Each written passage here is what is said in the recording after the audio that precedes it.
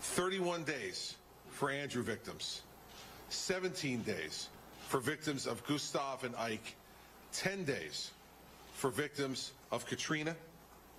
For the victims of Sandy in New Jersey, New York, and Connecticut, it has been 66 days, and the wait continues.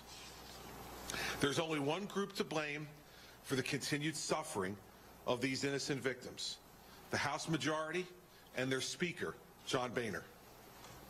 This is not a Republican or Democratic issue. National disasters happen in red states and blue states, in states with Democratic governors and Republican governors.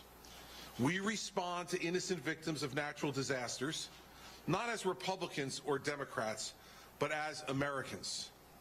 Or at least we did until last night. Last night, politics was placed before our oaths to serve our citizens.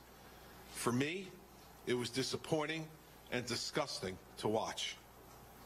On January 19th, 2010, I took an oath to serve all the people of New Jersey, without regard to race or ethnicity, gender, or political affiliation.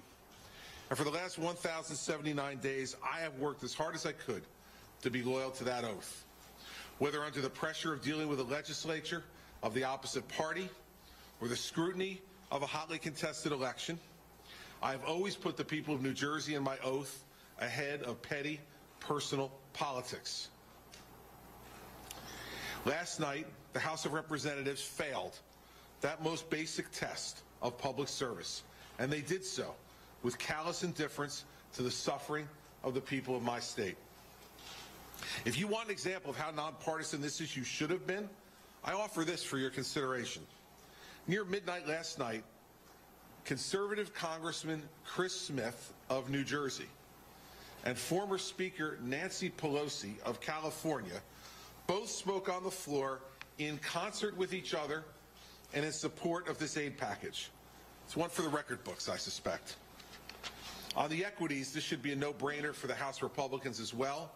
Both New York and New Jersey used the international firm of McKinsey & Company to assess and quantify the damage to our states.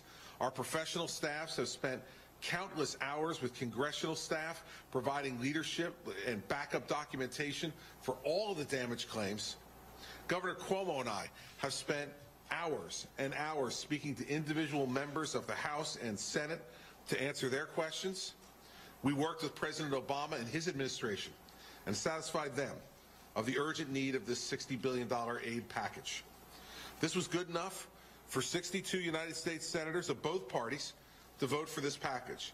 This was good enough for a majority of the House of Representatives. It overcame all the factual challenges. It just could not overcome the toxic internal politics of the House majority. Finally, New Jersey and New York are perennially among the most generous states in the nation to our fellow states. We vote for disaster relief for other states in need. We are donor states, sending much more to Washington, D.C. than we ever get back in federal spending.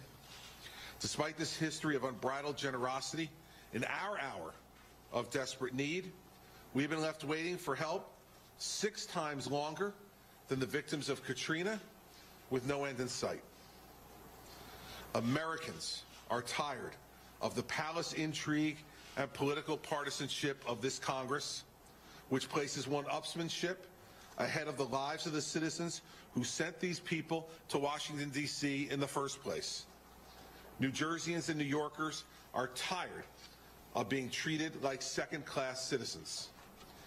New York deserves better than the selfishness we saw on display last night. New Jersey deserves better than the duplicity we saw on display last night. America deserves better than just another example of a government that has forgotten who they are there to serve and why. 66 days and counting. Shame on you. Shame on Congress.